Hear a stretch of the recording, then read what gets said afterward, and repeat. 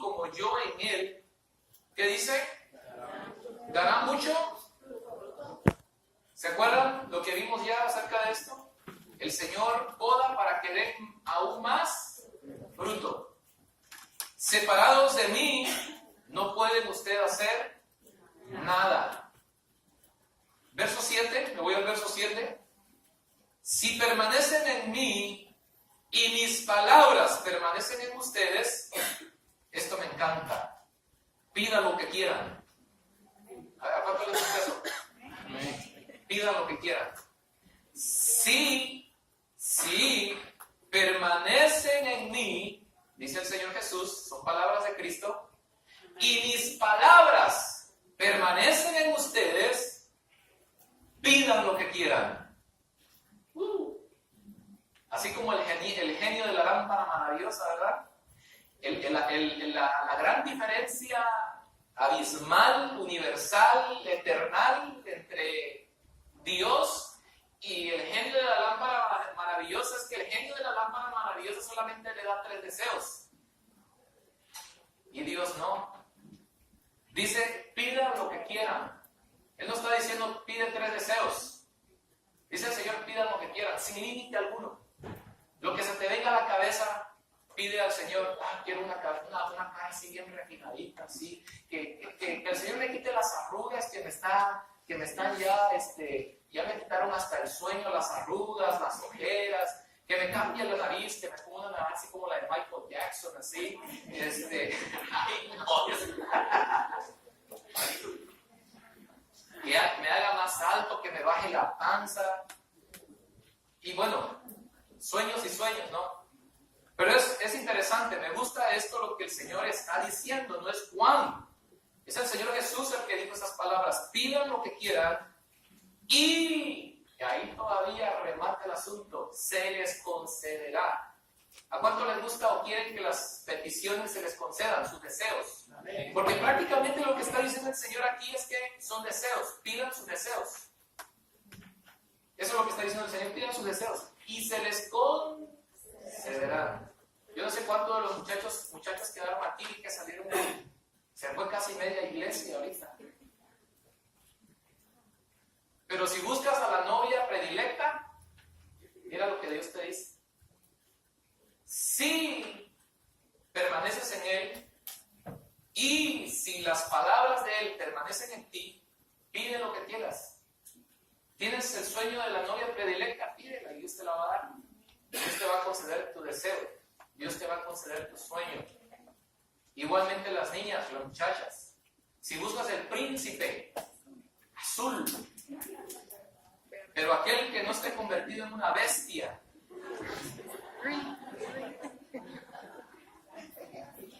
va a decir alguna esposa por ahí, aquí es una bestia y no me la ha transformado en príncipe el Señor todavía. También ore y el Señor se lo va a transformar. El Señor le va a conceder los deseos. A lo que voy es que yo necesito que nos concentremos en esto porque hay una enseñanza maravillosa aquí que yo quiero en este momento obviamente, ¿cómo se dice? Transferirle, comunicarle, anunciarle como parte de este mensaje.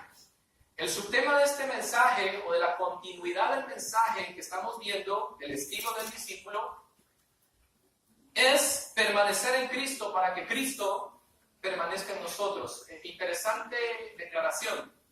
Permanecer en Cristo para que Cristo permanezca en nosotros. Según el pasaje que estamos leyendo aquí, o a los pasajes que acabamos de leer, los versos, es claro entender y en resumido, ¿sí? Si el mensaje se tratara de solamente condensadamente dar el propósito, la intención, objetivo del mensaje, sería este. El que no da fruto es porque no ha permanecido en él. Punto. Chao, el Señor les bendiga, nos vemos la semana que entra. No, les estoy hablando en serio. Bueno, esperen un ratito entonces, pues.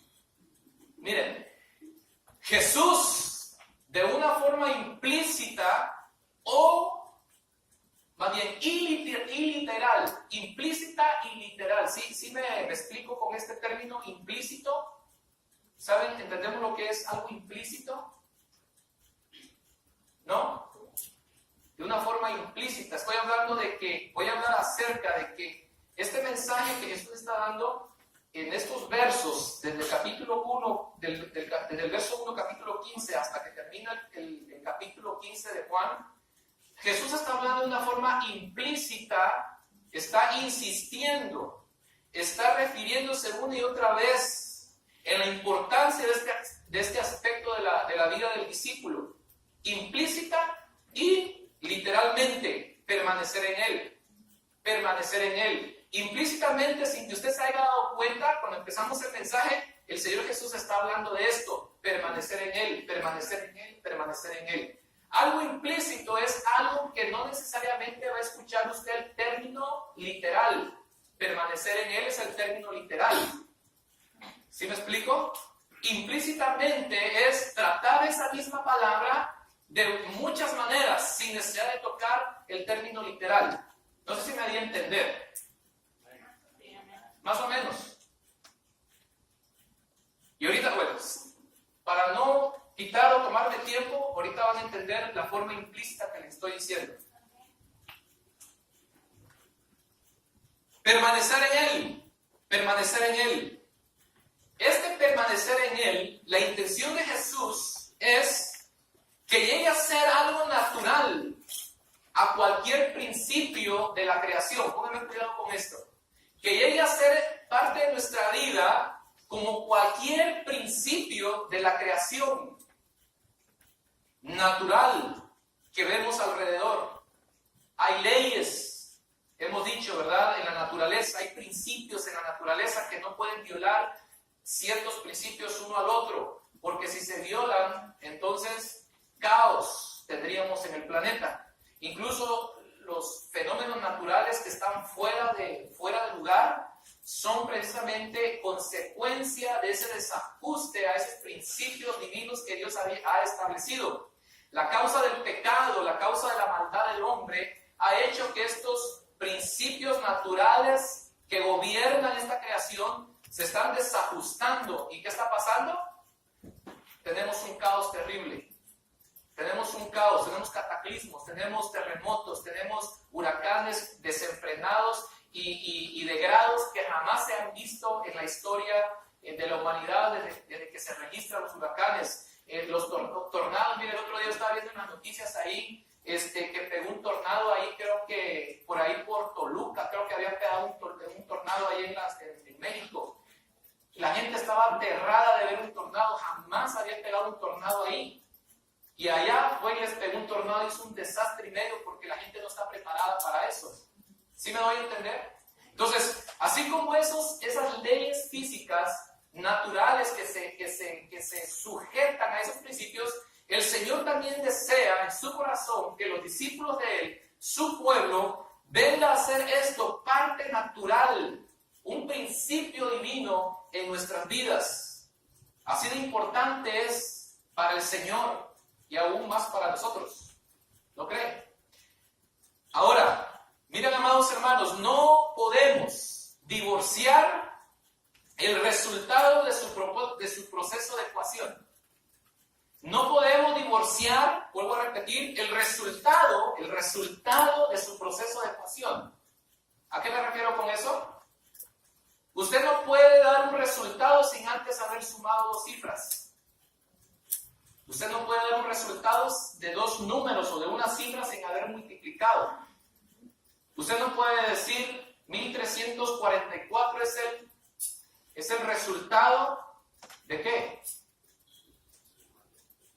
Tengo que primero hacer la ecuación para saber de dónde viene este resultado. No sé si me estoy dando a entender. No podemos divorciar eso.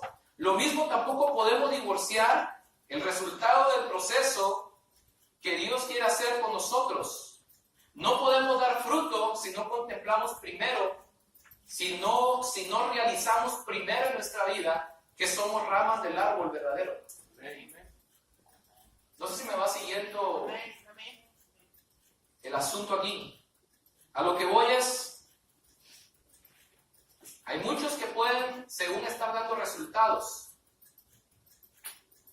Póngame cuidado con esto, que es bien delicado. Muchos pueden estar hablando de que están dando resultado en su vida, están dando fruto, pero se han brincado la ecuación. Se han saltado el principio. ¿Cuál es el principio? Que no lo están haciendo adheridos al tronco.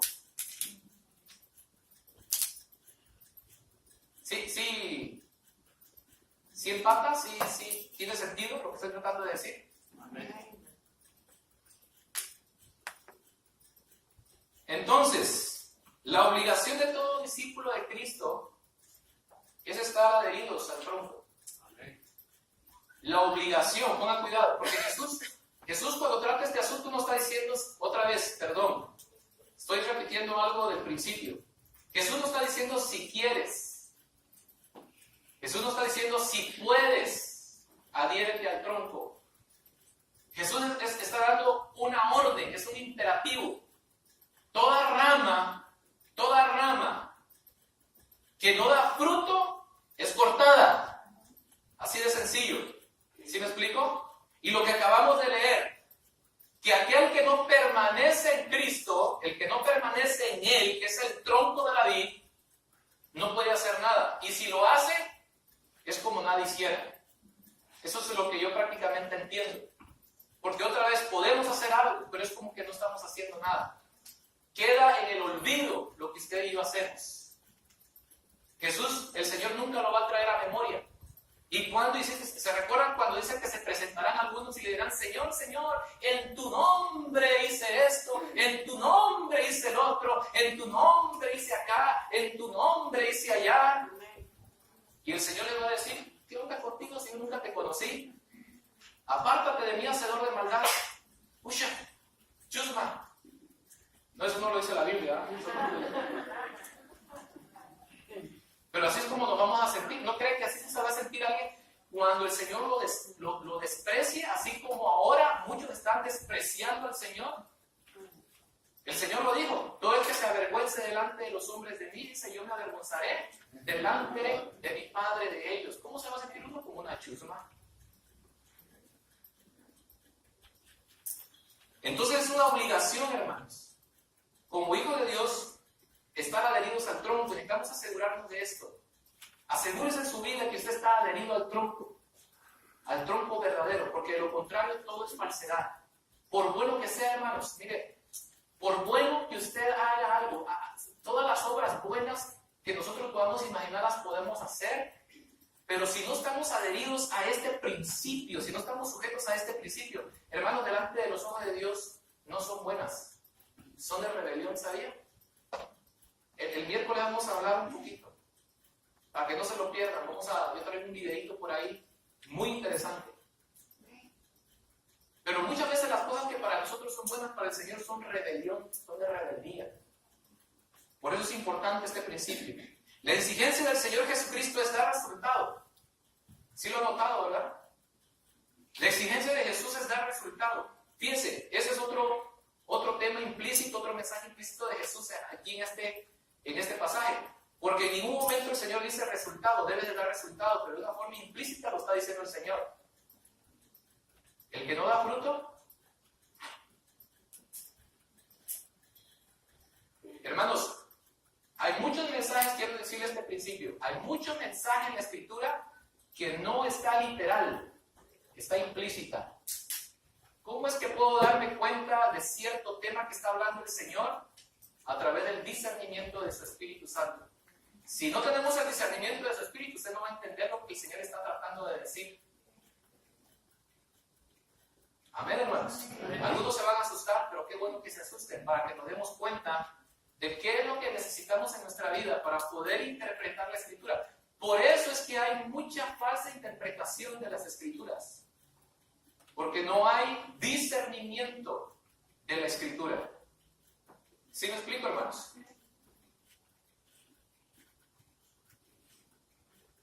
Vuelvo a repetir, entonces la exigencia del Señor Jesús es dar resultado, es producir, es estar en el funcionamiento original de nuestro llamado o nueva creación. Es estar en el funcionamiento original de nuestro llamado o nueva creación. Somos nuevas criaturas. ¿Cuántos son nuevas criaturas aquí? Bueno, esa nueva creación tiene un funcionamiento, tiene un propósito. Un propósito específico, divino. ¿Y qué es? ¿Perdón? Dar fruto, dar resultado. Usted como nueva creación tiene que dar un resultado. Si usted no está dando un resultado, entonces hágase varias preguntas. Necesita hacerse varias preguntas en su vida personal. ¿Sí me van a entender? Entonces, ¿qué es esto de permanecer en Él? ¿Qué es esto de permanecer en Él? El Señor lo repite varias veces. El que no permanece en mí, si permaneces en mí, el que permanece en mí, etcétera, etcétera, etcétera. ¿Qué es esto de permanecer en Él? Mire, para los que apuntan, el diccionario lo define como esa palabra permanecer. El diccionario lo define de esta manera: mantenerse, entendemos, ¿verdad? Mantenernos firmes, ¿sí? Lo define también como continuar, ¿qué dijo el apóstol Pablo? Que la vida del evangelio, la vida cristiana, es como una carrera, que el que llega a la meta, ese gana. Pablo no, en esta alegoría, Pablo no dice que el que llega primero gana, dice que el que llega gana. Entonces, él no está diciendo si llega primero, segundo, tercero, de último. El asunto es que llegue. Si usted llega, usted ganó. ¿Qué tiene una carrera para poder llegar a la meta? Continuar con su recorrido. Seguir. Tiene que ver con seguir. Persistir. Mire, amados hermanos, yo no sé cuántos de ustedes se creen que son necios. O sea, que reconocen más bien que son tercos. Yo soy terco. Terco.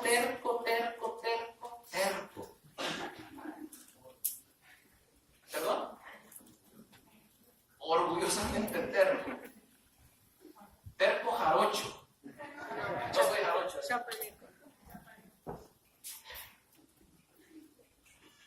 Pero mire, esto de la terquedad tiene que ver con la persistencia, ¿saben? Pónganme cuidado con esto, por favor. Porque si algo que Dios quiere hacer en nuestra vida, pónganme cuidado. Hay muchos aspectos de nuestra vida que Dios no quiere quitar de nosotros. Dios las quiere transformar. Las quiere moldear. Para usarla al favor de Dios. Si usted es terco, si usted era terco antes, su terquedad hoy debe estar moldeada por el poder de Dios. Porque esa terquedad la necesitamos, fíjense. Y miren, hermanos, se lo digo de todo corazón, si usted no es una persona terca, usted es una persona que no es persistente, fíjense. No es persistente. Y en el Evangelio, en la vida, en el Hijo de Dios, tenemos que ser persistentes. Persistentes. Aún, mucho más, cuando Dios nos llama a liderazgo, cuando Dios nos llama a ser ejemplo, cuando Dios nos llama a dar testimonio. Por eso hablábamos la vez pasada, se recuerdan, acerca de que el ministerio de liderazgo tiene una presión y solamente los fuertes soportan esa presión. Porque el liderazgo es exigencia que tenemos que dar fruto. Y yo tengo que ser muy terco, hermanos. ¿Cuántas veces usted se ha sentido que ya quiere tirar la toalla? ¿Sabe qué es eso? Falta de terquedad, falta de persistencia, falta de carácter. Su carácter está como los bombillos cuando se van a fundir y ya hasta que quiere tirar la toalla. Ya no hay a las horas que llegue miércoles o que llegue domingo, porque tiene todavía el detalle de no hablar al pastor, porque se lo quiero decir personalmente. Ahí está su cargo. ¿Cuántos han tenido la tentación?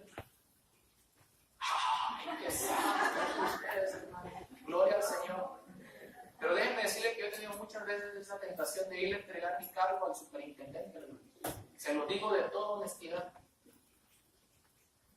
Pero es ahí donde Dios quiere que seamos persistentes. Permanecer tiene que ver con persistencia. Persistencia.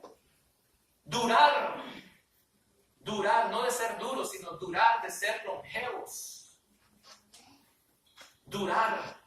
Miren, otra vez, disculpen hermanos, pero cada definición tiene una aplicación. Durar, pero ¿cuántos creyentes, hermanos? Por cualquier cosa, a veces hasta renuncian de su fe. Renuncian a la fe, renuncian a sus convicciones. O por cualquier tribulación o cualquier situación de la vida, venden, regalan sus principios morales, regalan sus principios divinos, regalan sus principios, su dignidad, la regalan, la entregan, la venden.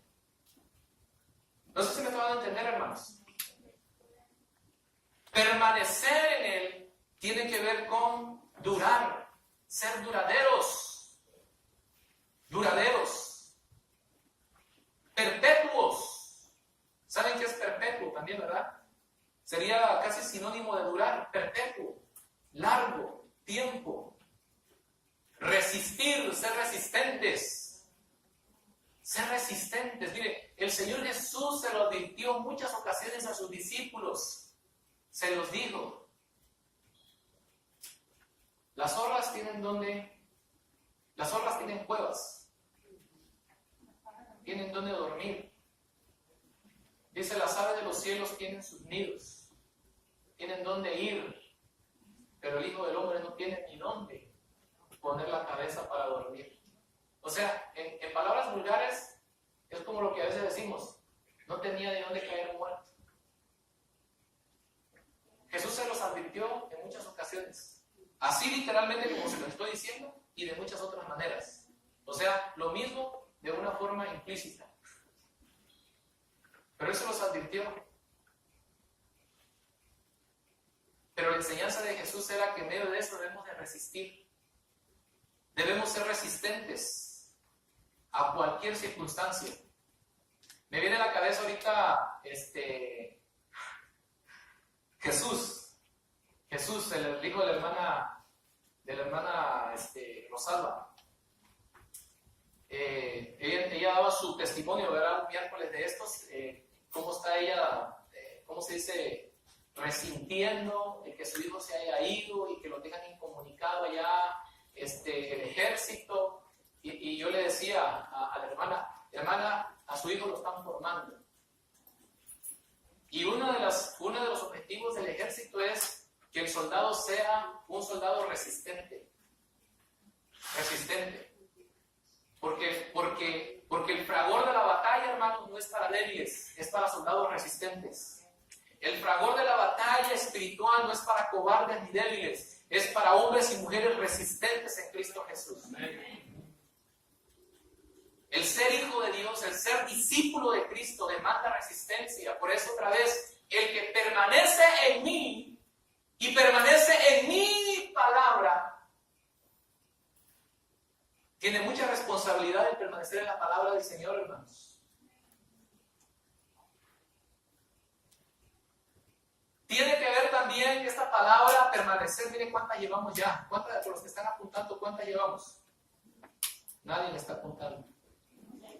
6, 7. Tiene que ver con estar. ¿Y esto qué?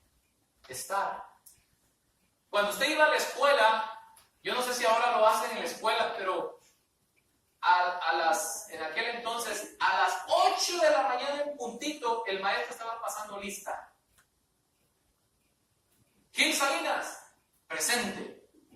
¿Qué significa eso? Que yo estaba en ese momento presente. Fíjese. Esta palabra permanecer tiene que ver con estar.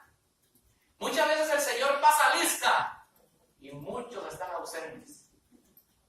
¿Por qué? Porque tienen cosas más importantes que hacer, no se sintieron bien, no quieren ir ahora, no lo quieren hacer, bla, bla, bla, bla, bla. Y la presencia del hermano, de la hermana, del Hijo de Dios brilla por su ausencia.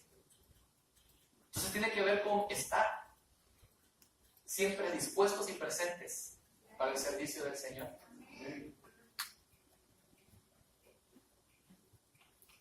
Tiene que ver también con quedarse. Permanecer tiene que ver con quedarse, sinónimo de quedarse.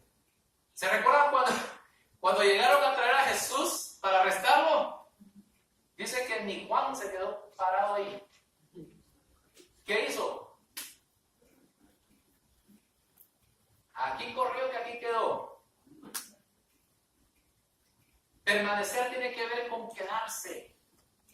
¿Se recuerda lo que Pedro le dijo a Jesús? Ay, Jesús, yo estoy dispuesto a ir contigo hasta la cruz misma. Ay, Pedrito. Si supieras que esta tarde, este mismo día, me vas a negar no solamente una vez, ni 2 veces, 3 veces vas a negar de mí. ¿Qué pasó con ellos? Que no permanecieron. No se quedaron en el momento clave donde ellos debieron haber demostrado a sí mismos y al Señor que eran fieles en todo. Brillaron por su ausencia. Corrieron, se fueron. Que eso es lo antónimo a permanecer. Pero lo antónimo, lo contrario de permanecer es irse, huir. Como muchos cristianos lamentablemente hacen. Huyen, corren, se echan a correr. Tras sus conflictos, tras el malentendido, tras el pleito, tras el problema, tras la responsabilidad, tras el ministerio, etcétera, etcétera. Corren. Y Jesús está diciéndole a sus discípulos, el que permanece en mí, sí, permaneces en mí. Sí, porque el Señor tenía en claro, muy claro, que muchos no lo iban a hacer. No sé cuál sea su situación, amado hermano. Sí, establecerse, tiene que ver con establecerse. Me establezco ahí, nadie me mueve. Mire, volvemos a la terquedad. Yo uso mucho el término a veces vulgar digo a veces, se montó en su mula y nadie lo baja de ahí. Bueno, pues eso mismo hay que hacerlo, hermanos, pero para el servicio de Cristo Jesús. Establezcase en su fe, establezcase en sus convicciones. Establezcase, hermano, en convencerse de que es Jesús el que hace el llamado. Véanme aquí, hermanos, por favor, véanme aquí. Tiene que ver con habitar, tiene que ver con residir y tiene que ver con vivir. ¿Me captó? Pero tiene también que ver con esta definición. Permanecer es transformar. ¿Escuchó? Es interesante. Fíjese, por eso dice que la palabra de Dios es eterna. Amén. Y dice, y más cortante que toda espada de 2 filos, que penetra hasta los tuétanos. Porque la palabra de Dios, hermanos, no es palabra ociosa, es palabra con propósito, es palabra profunda. Cuando Dios abre su boca, está diciendo algo con propósito, que lleva la intención de cambiar la vida del hombre, de cambiar la vida del ser humano. Cuando Jesús dijo, el que permanece, estaba diciendo, en pocas palabras, el que es transformado. El que es transformado.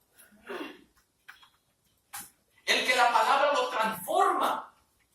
El que permanece en mi palabra. El que la palabra lo transforma.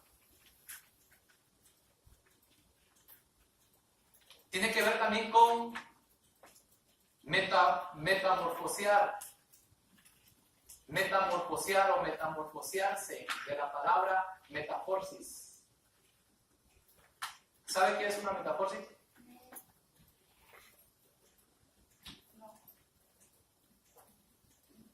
La palabra el diccionario lo traduce como, o lo define como transmutar, cambiar o convertir. ¿Se recuerda de la oruga? Las orugas tienen metamorfosis. Son orugas gusanos y se transforman en mariposas. El Señor es sabio, hermanos.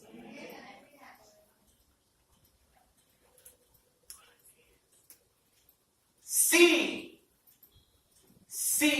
estás sufriendo un cambio en tu vida. Si mi palabra está haciendo un cambio en tu vida, pide lo que quieras y se te concederá. ¿No es lindo el Señor, hermano? Entonces, déjenme así como se sintió, ¿verdad?, halagado, porque le estaba yo animando que el Señor nos está diciendo que le pidamos, también le voy a tirar el macetazo. Porque esto no es para todos. El pedir con libertad al Señor no es para todos. Es para el que está sufriendo una metamorfosis en su vida. Pastor, pero ¿cómo puedo yo saber que estoy en ese proceso? Es muy fácil. Vea qué dice la gente de usted. Sea honesto consigo mismo y dése cuenta, quiera darse cuenta cómo reacciona ante las circunstancias de la vida. Reconózcase a sí mismo y escúchese cómo habla. Es fácil.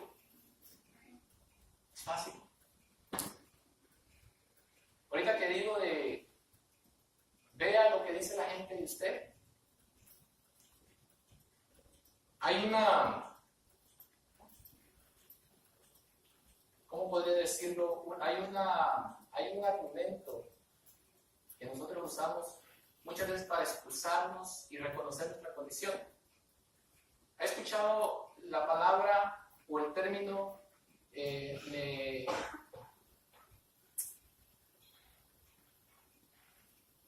¿cómo es? Se me fue de la mente. Me etiquetaron. Tengo una etiqueta. ¿He escuchado esa frase, verdad? Yo mismo la he usado para mí. Me etiquetaron, yo no entendía antes. A través de la Biblia de la Escritura me he dado cuenta algo. Hermanos, la gente nunca nos etiqueta. Nosotros nos etiquetamos a nosotros mismos con nuestras acciones. La gente solo lee la etiqueta que yo mismo me puse. Por eso habla la gente de mí. ¿Sí me voy a entender? Depende de la etiqueta que yo traiga, eso va a hablar la gente. La gente puede hablar mal de mí, pero porque soy hijo de Dios, cosa diferente. ¿Sí me estoy dando a entender? Porque de todas formas vamos a recibir críticas, pero que sea porque llevo la etiqueta de ser hijo de Dios. Y esa etiqueta yo no me la pongo. Esa etiqueta me la pone Cristo. Las otras yo me las pongo. ¿Sí me voy a entender, hermanos? ¿Sí van conmigo? Entonces, tiene que ver con ser transformados. ¿Cómo? ¿Cómo? O sea, si puedo identificar, si estamos hablando de decir que es fácil identificar, bueno, ahora, ¿cómo puedo yo entrar en ese proceso? ¿Qué son los términos? ¿Qué son las herramientas? ¿Qué es la acción que me puede meter de lleno a esa acción redentora de Dios? Déjenme decirle inmediatamente, se me olvidó poner mi cronómetro y no sé ni qué tiempo llevo. Así que vamos a entrar en el tiempo de Dios, hermanos. ¿Cómo? Miren, pónganme cuidado con esto para los que apuntan. A través de la comunión. A través de una comunión. el que permanece en mí. ¿Cómo yo puedo entrar en esa atmósfera de permanencia en Cristo sin que me salga? La misma Biblia nos da la respuesta a través de la comunión. Ahora vamos a definir qué es comunión, porque algunos estarán preguntando, ¿y cómo se come eso? Por favor, le voy a invitar que vaya a Hechos capítulo 2, verso 42.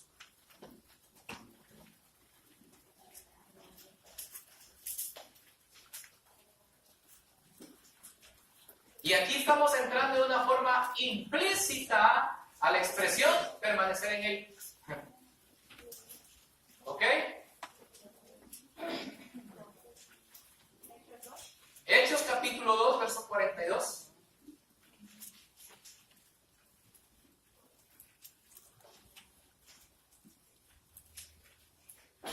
¿Lo tienen? Dice así la escritura: se mantenían firmes en la enseñanza de los apóstoles. Y luego dice otra palabra: en la comunión, en el partimiento del pan y en la oración. Primera de Corintios 10, 16 al 21, por favor. Primera de Corintios 10, 16 al 21.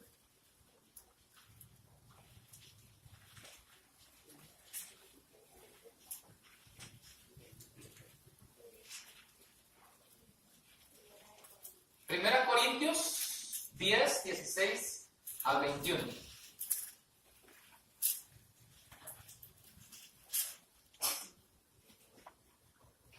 Amén.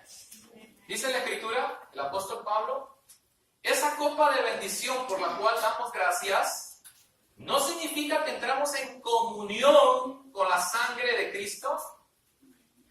Ese pan que partimos no significa que entramos en comunión con el cuerpo de Cristo. Hay un solo pan de la cual todos participamos. Por eso, aunque somos muchos, formamos un solo cuerpo. Esta comunión es con Cristo, pero también es con su hermano. Si lo notó ahí, el apóstol Pablo lo está diciendo. Ahora, esta comunión con Cristo, póngame cuidado, esta comunión con Cristo debe cambiar su vida. El mismo principio de permanecer. Por eso le dije que también estamos entrando ahora en el área implícita del término permanecer. ¿Ya me entendió? ¿Implícito? ¿O todavía no?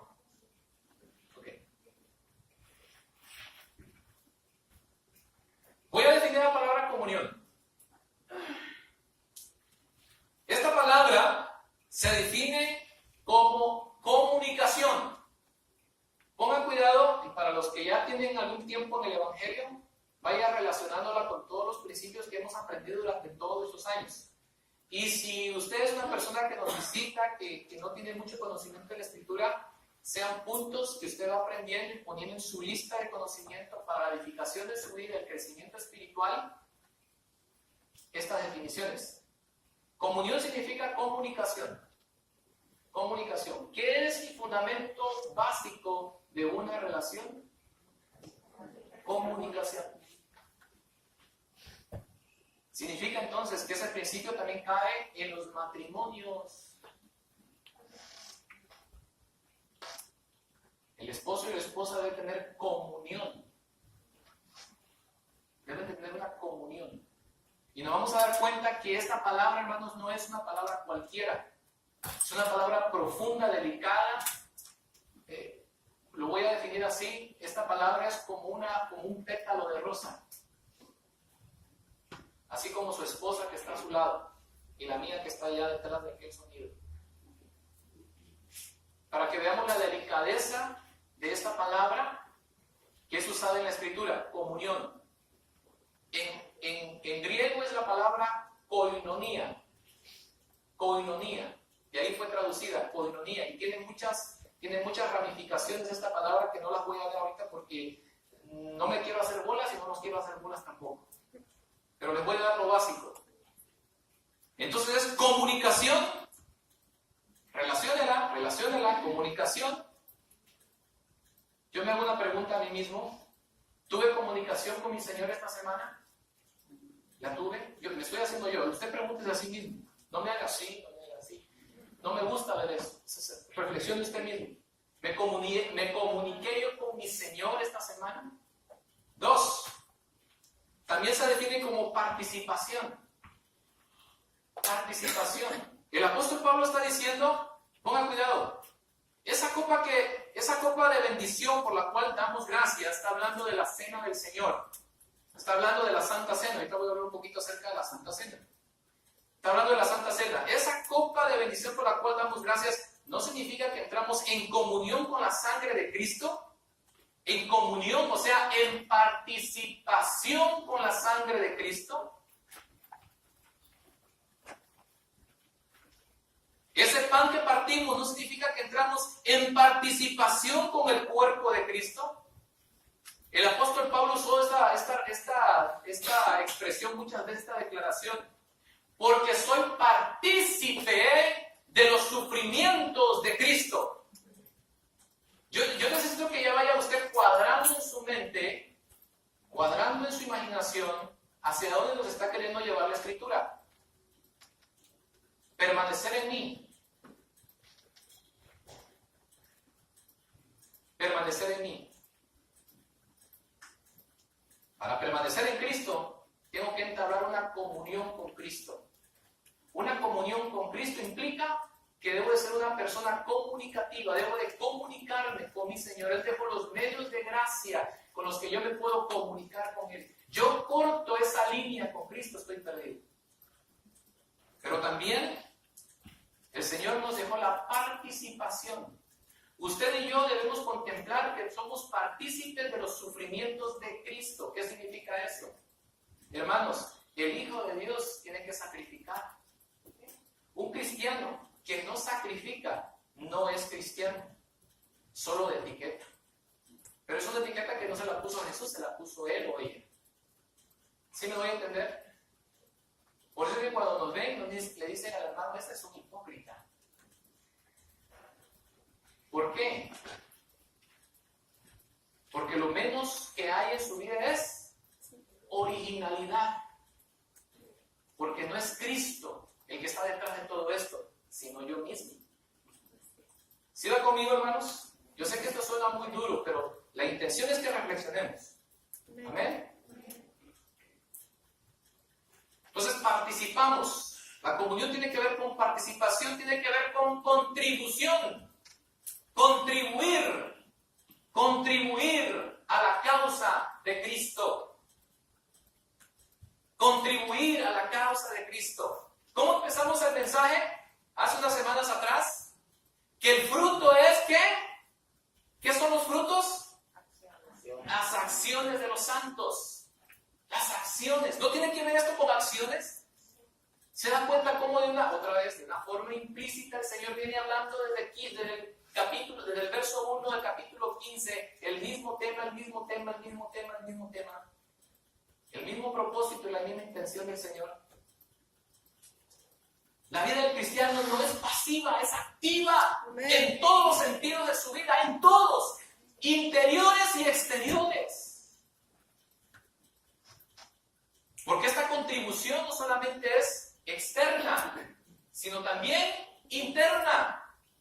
El Señor quiere que contribuyamos entregando todo nuestro ser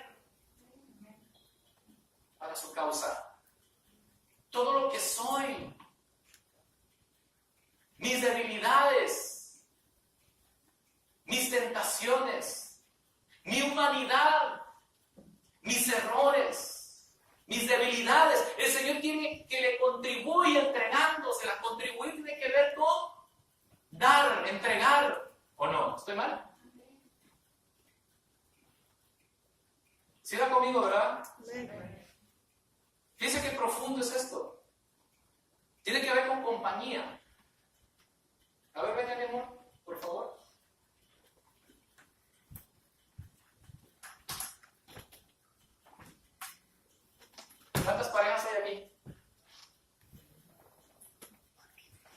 ¿Y por qué están así ustedes? ¿Hay algo que los divide? ¿Los volvemos a casar otra vez? A ver las parejas. ¿Están con su pareja? Si yo veo uno aquí y otro aquí, es que algo hay, ¿eh? A ver, ¿su pareja dónde está? No sé.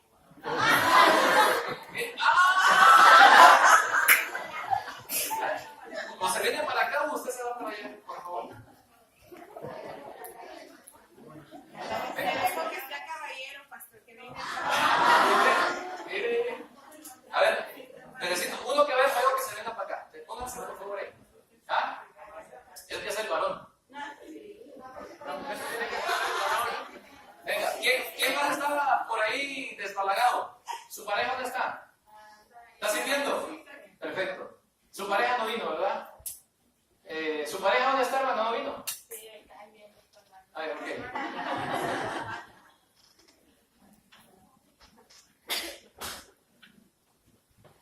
¿Nadie más? Ay, ya, hermano, yo mejor me desviaré así. Gracias, hermano. Gracias. Gracias, hermano. Mire, la siguiente definición es compañía. Compañía. Yo me acompañé de esta mujer hace 16 años. Casi 17. Compañía. Si ella y yo en estos 16 años no tratamos de mantener esa comunión que nos une, que nos hace comprendernos, que nos hace perdonarnos, que nos hace soportarnos, porque ella es bien diferente a mí, diferente, pero abismalmente diferente.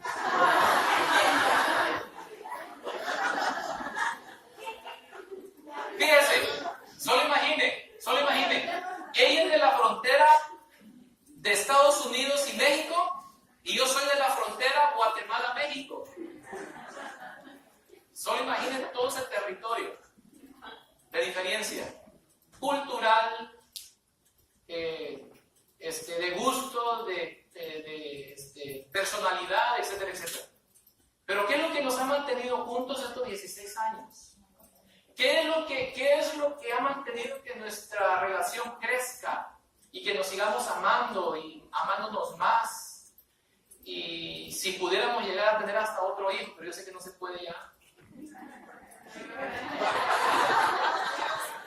Que no se den ilusiones, por eso aclaré las cosas. ¿Qué es, hermano, la comunión?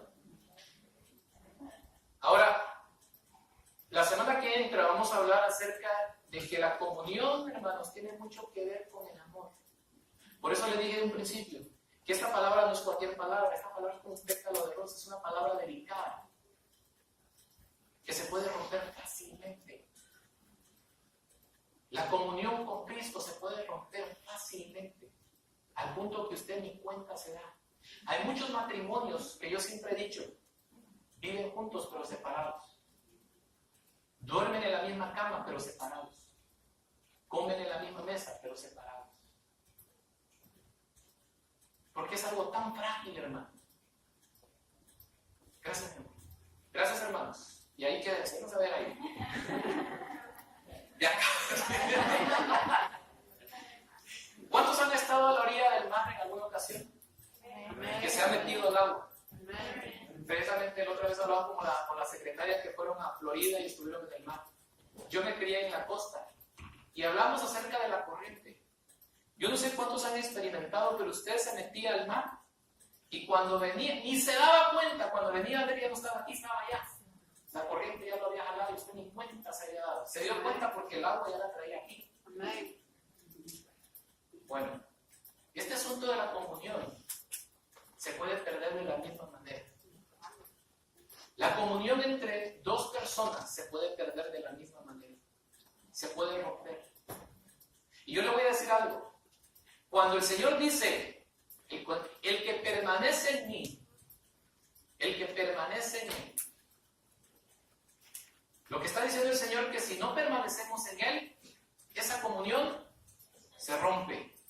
Pero es interesante interesante que cuando usted estudia la Escritura, usted encuentra que no es Jesús el que rompe esa comunión. Soy yo el que la rompo.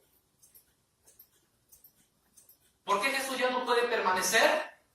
Jesús no va a permanecer en ningún lugar donde no lo quieran. ¿Se recuerdan cuando Él fue a la región de Gadara? La gente no lo quiso. Él se fue, jamás regresó a Gadara. ¿Se acuerdan cuando Él fue a su tierra, Nazaret? La gente no lo quiso. Él se fue de Nazaret y jamás regresó a Nazaret. Lo mismo sucede. Cuando usted rompe esa comunión delicada, sensible, lo que usted está haciendo es echando a Jesús de su vida. Jesús se va. Pero no fue el que rompió la comunión, fue usted. Así que por eso no podemos quejarnos y estar diciendo, ay, sí, el Señor te olvidó de mí. No, te olvidaste tú del Señor. Te olvidaste de comunicarte con Él. Te olvidaste de compartir con Él. Te olvidaste de tener comunión íntima con Él. Te olvidaste de tu Señor. Si permaneces en mí y mis palabras permanecen en ti, pide lo que quieras. Ahora yo quiero terminar este tiempo con esto.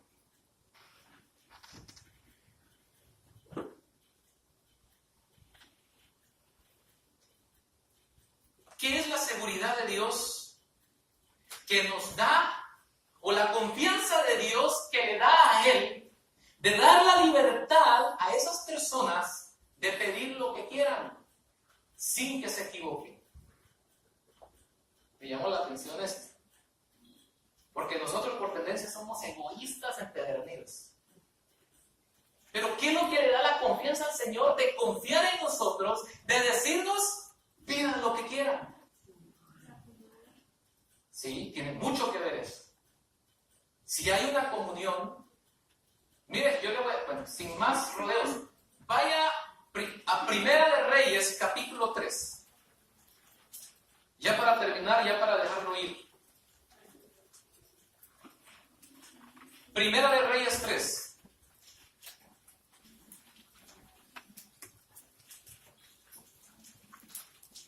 En una ocasión el Señor le dijo a la gente, ustedes no reciben nada porque no saben pedir.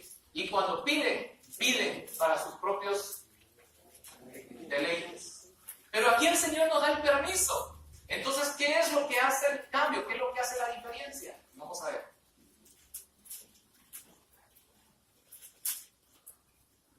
¿Lo tienen? Primera de Reyes 3, verso 1 en adelante. Salomón entró en alianza con el faraón, rey de Egipto, casándose con su hija, a la cual llevó a la ciudad de David mientras terminaba de construir su palacio, el templo del Señor y el muro alrededor de Jerusalén.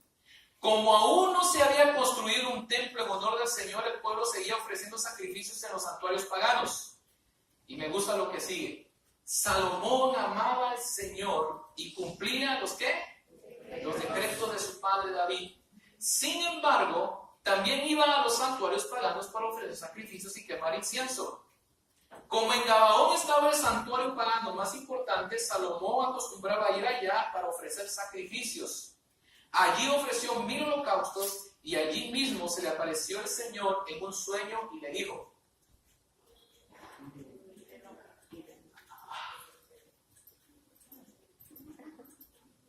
interesante esto. Las mismas palabras que están en el Nuevo Testamento están en el Antiguo. ¿Y saben por qué? ¿Saben por qué? ¿Tiene la imaginación por qué? Alguien que adivine. ¿Nadie se atreve a adivinar? Dios siempre permanece, ¿sí? Tipología, ajá. Sí, definitivamente. Pero aquí estamos viendo que es algo literal. Porque dice que Dios le dijo, pídeme lo que quieras. Sencillamente, hermanos. Porque el que le estaba diciendo esto a Salomón es el mismo que lo estaba diciendo allá en Juan, el que pisó esta tierra, hermanos. Amén. Es el mismo. Amén. Dios. Amén. Interesante.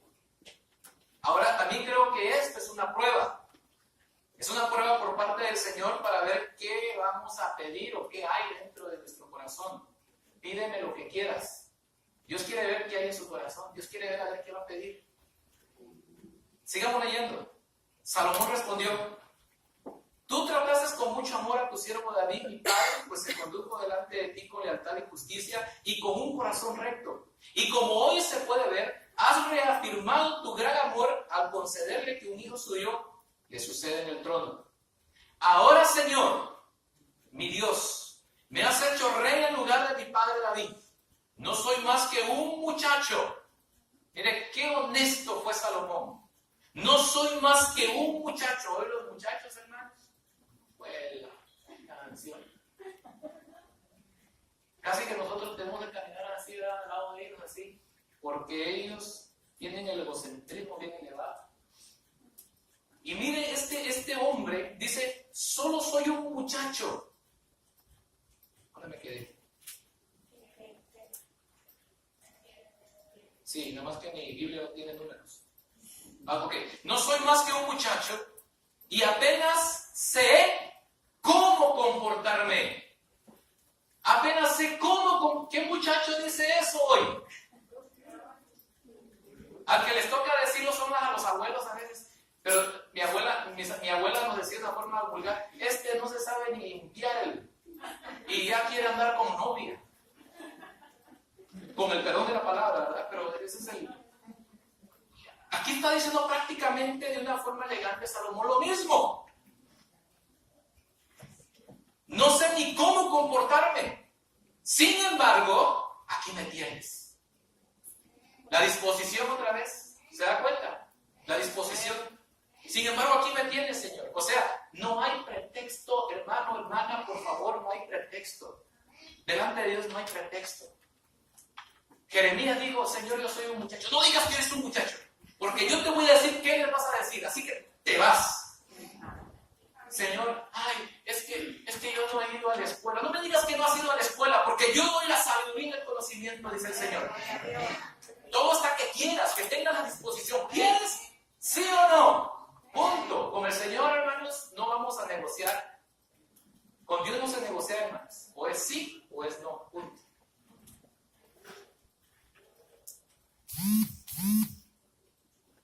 Un siervo tuyo en medio del pueblo que has escogido, un pueblo tan numeroso que es imposible contarlo. Yo te ruego, miren el clamor de Salomón: yo te ruego que le des a tu siervo, ¿qué cosa? Discernimiento para gobernar a tu pueblo y para distinguir, ¿qué? Entre el bien. Miren la preocupación de este muchacho. Su preocupación, ¿cuál era? Su preocupación era distinguir entre el bien y el mal. Amén, amén. Oye, lo menos que nos preocupa es eso, ¿no? Hacemos lo que todos hacen, ¿verdad? Si todos lo hacen, está bien. El problema es que si todos se van al pozo, también hay muy. Pero mira este muchacho, la preocupación que había en su corazón. De lo contrario, ¿quién podrá gobernar a este pueblo, a este gran pueblo tuyo? Y mira lo que dice lo siguiente, hermanos: que ojalá el Señor se exprese de la misma manera de cada uno de nosotros. Al Señor le agradó que Salomón hubiera hecho esa petición. Amén. De modo que le dijo: como has pedido esto y no larga vida, pongan cuidado, la ventaja de decir de parte de Dios a usted y a mí: pide lo que quieras, es eso. ¿Qué es lo que quiero? Vivir. No permitas que me envejezca. Quítame las arrugas. Y aunque pasen los años, que me dé así, bien jovenzote, así bien polluelo. ¿O no es el deseo? ¿O estoy mal yo? ¿Estoy loco? ¿O la Biblia está loca? El Señor sabe lo que hay en nuestro corazón. El Señor sabe por naturaleza, o sea, en la naturaleza del hombre, cuál es el deseo del hombre. Hermanos, hoy en día, estaba yo viendo, ustedes han oído el término revolución genética. Ese es un movimiento diabólico, hermanos. Yo estoy estudiando un poquito eso porque es importante que sepa un poquito de eso. Revolución genética. ¿Sabe qué intención tienen los científicos? clonar los babies. No, no solo clonarlos. Tiene que ver con más que clonación. La genética tiene que ver con lo artificial. Seres humanos artificiales, cibernéticos. Sí. Tienen la intención, los científicos, de cambiar los genes del ser humano, alterarlos. Si ellos llegan a lograr alterar los genes de los seres humanos, ¿saben qué pueden llegar a hacer? Lo que la mitología griega dice, que en aquellos antiguos tiempos habían híbridos, mitad hombres, mitad caballos, mitad animal, mitad humano, superhombres. La mentalidad diabólica. ¿Se recuerdan lo que dijo el Señor? Que cuando Él viniera iba a ser como en los tiempos de Noé. Bueno, la humanidad está enfrascada en lo mismo el día de hoy. Porque en aquellos tiempos, Satanás, a través de los hombres, logró pervertir la genética humana. Hasta la de los animales y la vegetación. Hicieron perversiones, hermanos, que llegó la maldad a los ojos de Dios. Y por eso Dios tuvo que destruir esa humanidad. Fue una de las razones por las que la destruyó. Y hoy estamos lo mismo. Lo mismo. Que la genética tiene la intención de alargar la vida al ser humano. Que viva hasta por 1000 años. ¿Por qué? Porque ese es el deseo de todo. Yo no quiero morir. Yo no quiero morir. Se lo digo con toda honestidad. Yo no quiero morir. Usted sí. Si quiere le hago el favor.